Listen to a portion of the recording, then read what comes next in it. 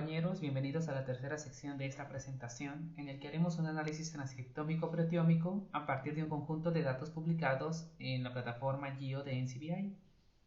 Este ejercicio tiene como objetivo identificar genes centrales que puedan usarse como biomarcadores de cáncer gástrico, y para ello nos basamos en el trabajo realizado por Sun et al. 2017, en el que utilizaron un conjunto de datos transcriptómicos bajo el identificador GSE54129. Si ustedes quieren conocer un poquito más de lo que encontraron y sus conclusiones, pueden acceder libremente al artículo de forma gratuita en PubMed con este título que se muestra en pantalla. Bien, como primer paso lo que haremos es abrir una nueva pestaña y en el navegador colocaremos GIO NCBI. Damos Enter y seleccionamos la primera opción. Una vez en la pantalla de inicio nos dirigiremos al recuadro de búsqueda en el que colocaremos el identificador, que en este caso es GSE54129. Una vez escrito daremos clic en Search. Dentro veremos un breve resumen del trabajo realizado, como la fecha de publicación, el título del trabajo, el organismo, un pequeño resumen, quiénes son los autores de este trabajo, la plataforma que se utilizó, que en este caso fue un microarray de Affymetrix Human Genome, y las muestras. Nos da también la opción de poder descargar el conjunto de datos para analizarlo en software de terceros como Galaxy y Bioconducto. En nuestro caso utilizaremos la plataforma propia de NCBI, GIO2R, de modo que daremos clic en el botón azul de Analyze with GIO2R. Una vez dentro deberemos definir nuestros dos grupos, el grupo control y el grupo experimental, tal como lo vimos en la exposición, que es importante al trabajar con experimentos ómicos. La velocidad de carga de las muestras dependerá en gran medida de nuestra velocidad de internet, de modo que deberemos esperar. Como podrán darse cuenta, en ocasiones la plataforma se satura y por lo tanto es necesario cerrar el navegador y volverlo a abrir y cargar el conjunto de datos transcriptómicos. Bien, una vez cargadas las muestras definiremos los dos grupos. Para ello daremos clic en Define Groups. Inicialmente añadiremos el grupo experimental, que en nuestro caso es cáncer, y una vez escrito daremos Enter. A continuación añadiremos el grupo control, igual damos Enter. Luego debo separar las muestras con cada grupo respectivo. En este caso, si vemos la tabla de samples, vemos que hay un total de 132 muestras y no hemos seleccionado ninguna, mientras que en la columna Tissue nos muestra si pertenecen a un grupo normal o a un grupo con cáncer. En este caso seleccionaré primero el control y a continuación el grupo con cáncer. Para ello daré clic sobre uno de los primeros elementos normales e iré arrastrando, manteniendo pulsado el mouse hacia el último elemento de la lista que sea normal. A medida que se van agregando cada uno de estos, se enmarcan de un color amarillo. Nos soltamos hasta terminar la lista. Listo. Ya que seleccioné todos, voy a seleccionar control. Me dice que son 21 muestras control o normales. Lo mismo haré ahora con cáncer. Doy clic, arrastro hacia el último elemento. A medida que lo voy seleccionando van cambiando de color. Si alguno de ellos no se selecciona, no hay problema. Al final puedo incorporarlo. Aquí me faltaron estos, por ejemplo. Listo. Me aseguro que seleccioné todos. Por ejemplo, me faltaron estos dos, pero no hay problema. Puedo agregarlo a cáncer. Y a continuación selecciono estos dos, cáncer. Estos que me faltaron también, cáncer.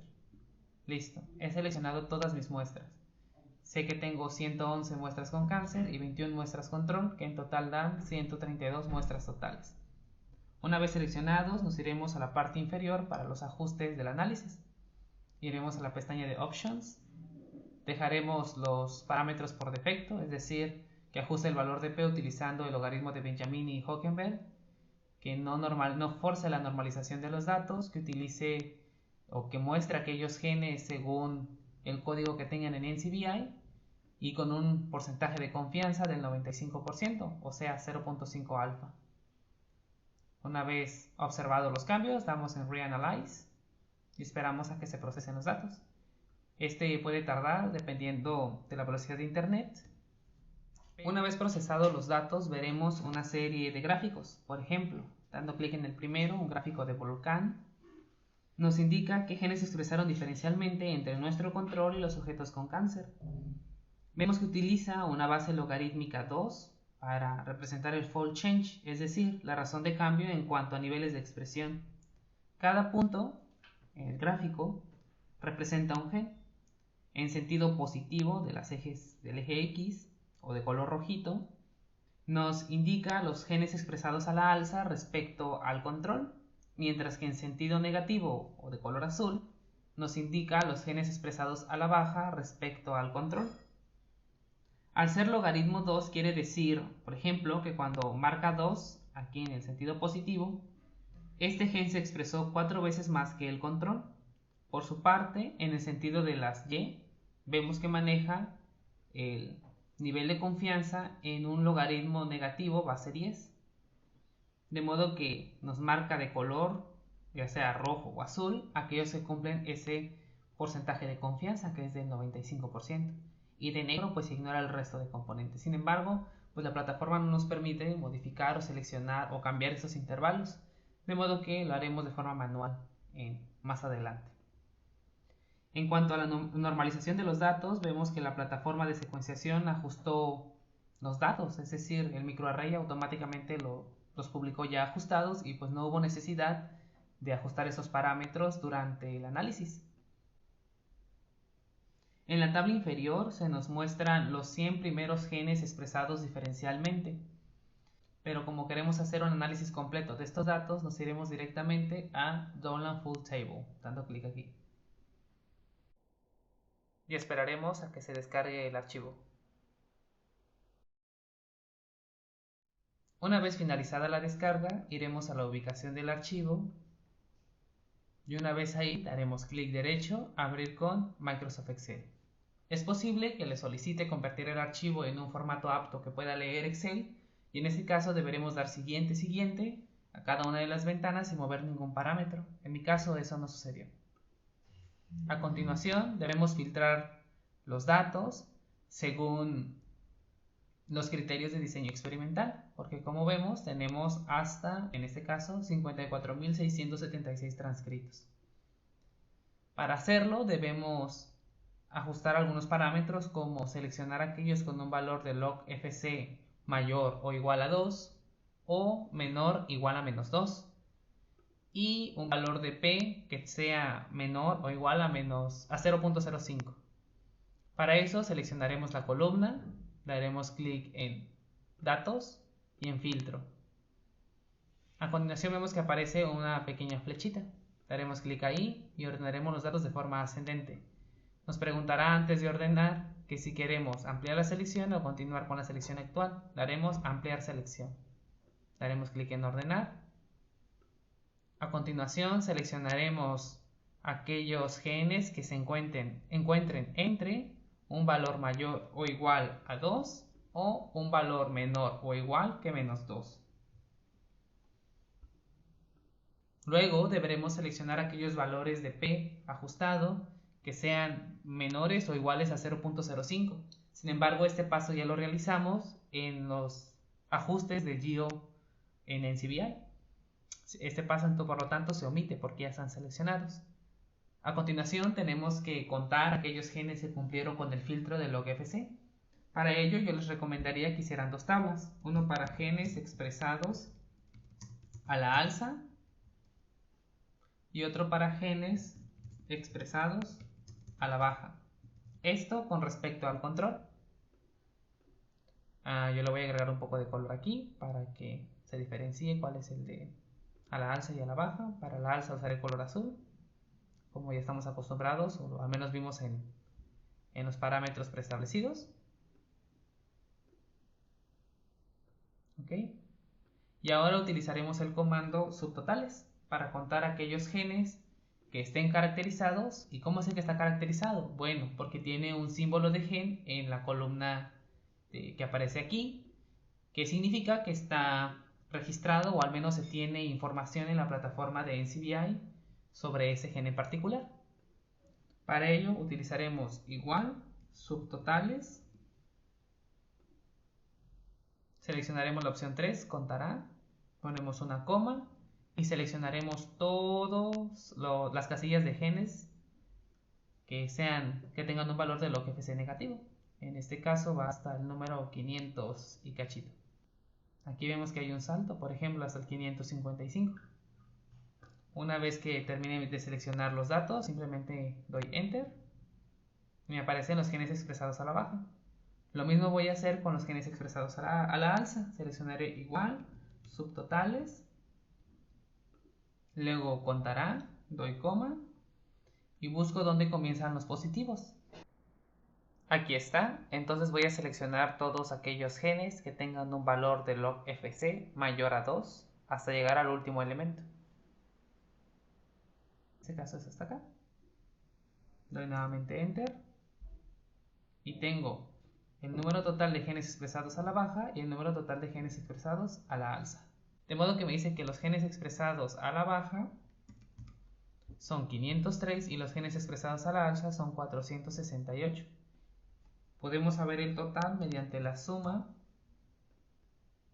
de expresados a la alza y expresados a la baja. Sumamos y sabemos que son 971 genes expresados diferencialmente en total, lo cual concuerda con lo obtenido por Sun et al. 2017. El siguiente paso será entonces graficar estos datos utilizando el programa TivyTools. Lo que haremos entonces va a ser seleccionar las columnas de GenSymBoo, copiamos, hacemos una nueva hoja, damos clic en la parte superior y pegamos. Lo mismo haremos con el valor de log_fc, clic sobre la columna, copiar, pegamos en B. Y lo mismo haremos para el valor de P ajustado, pegamos. Luego borraremos la columna inicial y vemos que se nos han copiado solamente aquellos que se han filtrado. Son cerca de 1067. Luego vamos a seleccionar toda la columna, la vamos a copiar, vamos a minimizar esto, crearemos un archivo de texto. Dependiendo del sistema operativo, pues va a ir cambiando cómo se haga. Copiamos los datos y lo guardamos. En este caso le pondré transcritos. Lo voy a guardar en el escritorio. Una vez que ya copié mis genes, iré a TivyTools. Espero que abra el programa. A continuación iré al apartado de gráficos. Seleccionaré Volcano Plot. Y aquí en donde dice Drag and Drop a Different Analysis Result 5 Here, lo que haremos es agarrar nuestro archivo y arrastrarlo. Vemos que en la columna 0 son los nombres, en la columna 1 son los valores de log_fc y en la columna 2 son los valores ajustados de P. De modo que sabemos que el nombre del gen va a ser en la columna 0, en este caso como venía en el archivo. El valor de fold change viene en la columna 1 o columna 2 del archivo y el valor de P en la tercera columna. En este caso solamente vamos a dejar marcado que calcule el valor negativo de log_p_value porque no está calculado. El valor de fold change con el logaritmo base 2 ya lo está. A continuación vamos a dar en Start. Vemos que nos muestra el gráfico de volcán. En este caso vamos a cambiar algunos parámetros para un valor de P de 0.05, un fold change de 4. Dependiendo de su sistema operativo es posible que cambie estos aspectos. En este caso no me muestra aquellos que están fuera de mi gráfico, que en mi caso no habría ningún problema. Pero sí nos puede mostrar, por ejemplo, es un poquito interactivo, podemos ver la ubicación de ciertos genes, los valores que se le asignaron, etc. Esto lo podemos copiar y pegar. Vamos a copiar el gráfico con captura de pantalla y listo. Ya tendríamos nuestro gráfico de volcán. lo que faltaría hacer sería nuestro análisis de redes de interacción proteína-proteína. Este archivo que obtuve lo puedo pasar al escritorio y a continuación copiarlo en mi archivo de Excel. Regreso a mi tabla anterior. Y listo. Tengo mi gráfico de volcán. Yo puedo agregar algunas etiquetas como genes expresados a la alza y genes expresados a la baja. Ya eso ya es creatividad de cada quien. Bien, ahora tenemos que hacer el análisis de red de interacción proteína-proteína. Voy a minimizar esta carpeta. Y luego abro el programa Cytoscape. Mientras abre Cytoscape, puedo irme a mi archivo de Excel y seleccionar estos genes que ya previamente separé. Los nombres de los genes. Me voy hasta el primer elemento. Copio sus nombres. Y ahora en Cytoscape lo que voy a hacer es dirigirme a en string, donde dice disease, vamos a seleccionar string disease protein query. Vamos a cambiarlo a protein query y vamos a copiar todos los genes que encontramos. Luego damos en more options, ajustamos al valor que quede en 0.40 de confidencia, y el organismo que vamos a utilizar es Homo sapiens. Una vez que ya se hayan ajustado este máximo número de interconectores, lo dejaremos en 0 y daremos buscar. Es posible que esta etapa del proceso tarde un poco, según su velocidad de internet. En caso que, por ejemplo, nos aparezca este mensaje de ambigüedad, le damos a seleccionar todo e importar. Continuará con la carga de la red de interacción, que ahorita podremos ver de forma gráfica.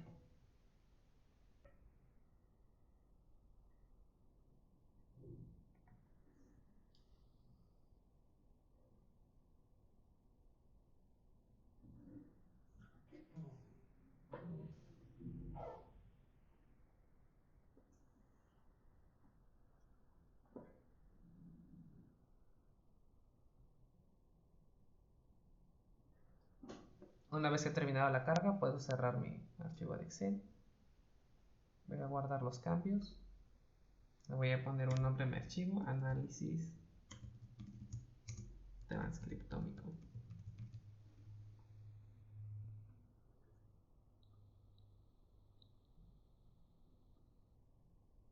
Luego, como vemos, se carga esta red de interacciones. Es una forma visual.